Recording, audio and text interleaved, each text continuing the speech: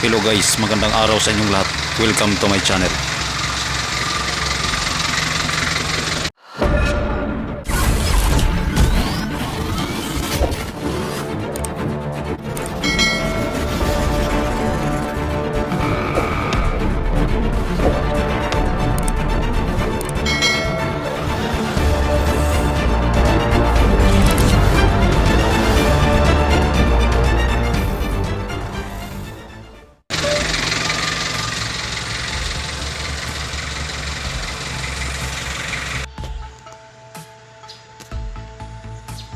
Guys, dito nga pala banda sa may left side, bandang ilalim ng manubila yung fuse panel.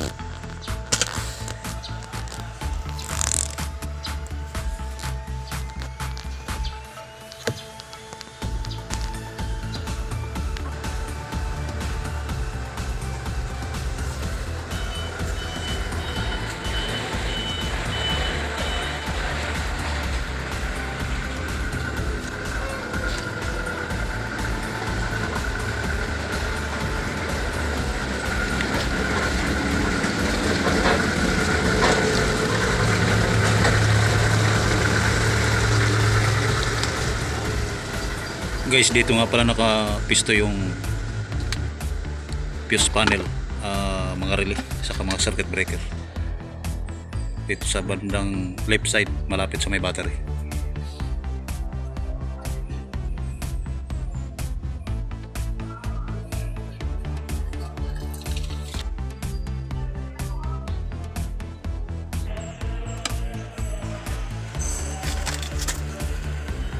Guys, ito nga pala yung start relay. Ito naman yung heat, yung sa heater relay or sa glow plug relay. Ito.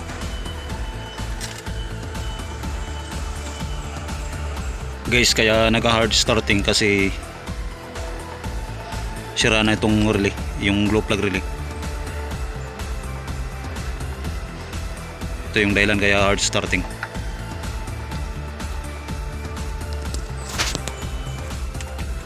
Guys, testing ko guys.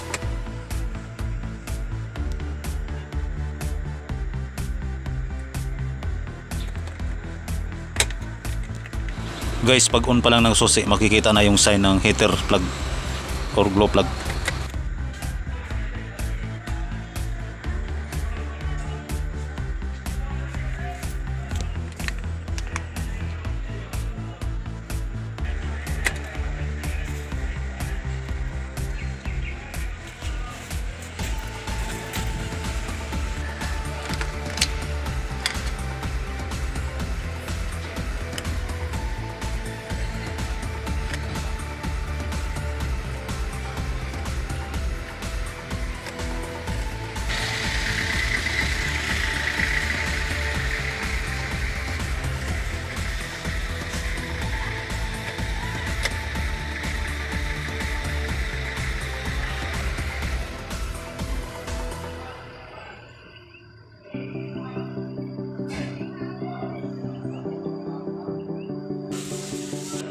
Guys, ito nga pala yung pisa na ipapalit ko.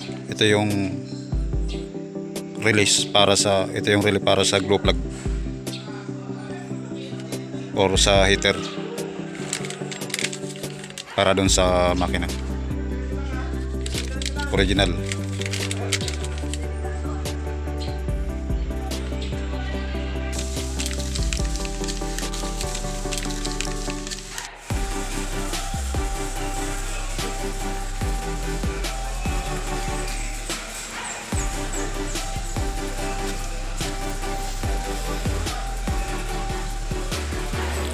Ito guys, ikakabit ko na yung bagong glow plug relay. Dito yun nakapisto.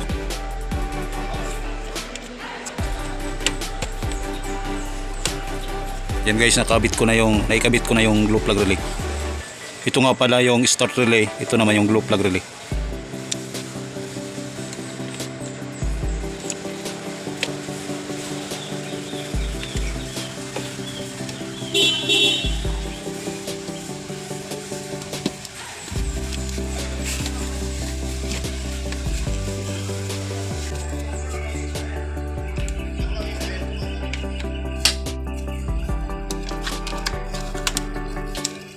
Guys, ibalik ko na yung cover ng fuse dito sa may parting ilalim ng dashboard.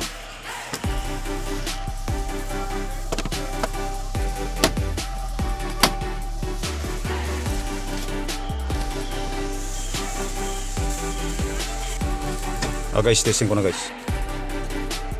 Combination.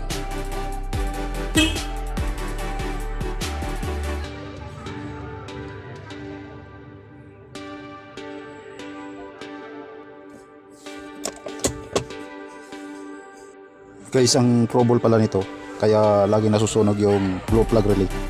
Kasi habang umaandar yung makina, laging may output, saka laging may power supply sa glow plug relay.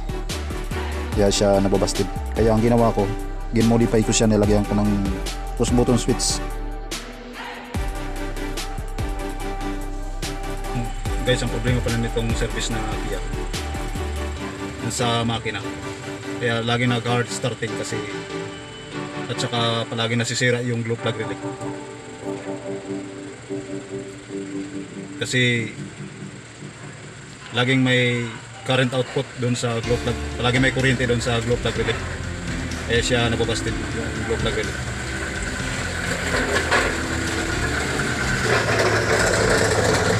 Kaya ang ginawa ko guys, nilagyan ko ng push button saka indicator light, LED light. Yan guys ang indicator light. Ito naman yung push button. Testing ko lang guys. On muna yung susi. Yan guys, umilaw yung indicator light ng heater. Saka umilaw rin yung test light. Ibig sabihin may kuryente dito sa terminal ng glow plug or heater plug. Isara ko muna yung cover. Guys, testing ko na guys. Habang pinipindot yung push button, nakailaw naman yung LED light indicator. Pinipress yung push button switch, yun, nawala na yung ilaw. Pwede ng pandari.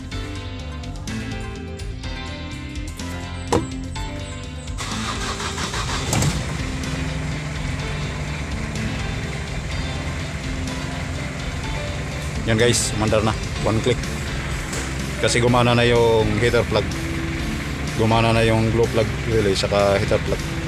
Guys, ang gamit pala nitong push button switch para makontrol yung sa heater. Kasi pag wala nito, pag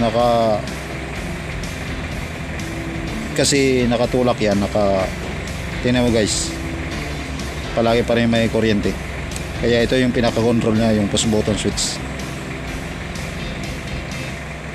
Kapag hindi yan naka-press, naka-open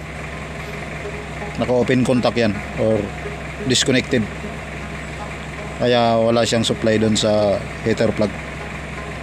Guys, i-testing ko. Pag i-press ko itong push button switch, nakailaw pa rin yung LED light indicator. Ibig sabihin may kuryente doon sa glow plug. Kahit na umaandar na yung makina, mayroon pa rin kuryente doon sa glow plug. Kaya ito yung ginawa kong control. Pag binitawan ko yung push button, mawala na yung kuryente dyan. Yan guys. Dati yun ang dahilan kaya lagi nasusunog yung glow plug relay. Kasi palagi may kuryente na laging nagloloko kasi yung module ng glow plug. Kaya laging close contact yung relay, saka may output papunta doon sa glow plug. Yun ang dahilan kaya nasusunog yung glow plug relay. Okay guys, dapat yan wala na yan. Kaya yan, ginamitan ko ng push button switch. Pag binitawan ko yan, wala nang contact yan, naka-open na yan yung current.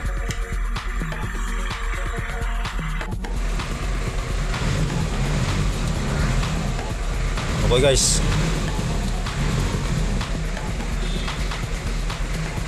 job well done. I-off ko na yung makina.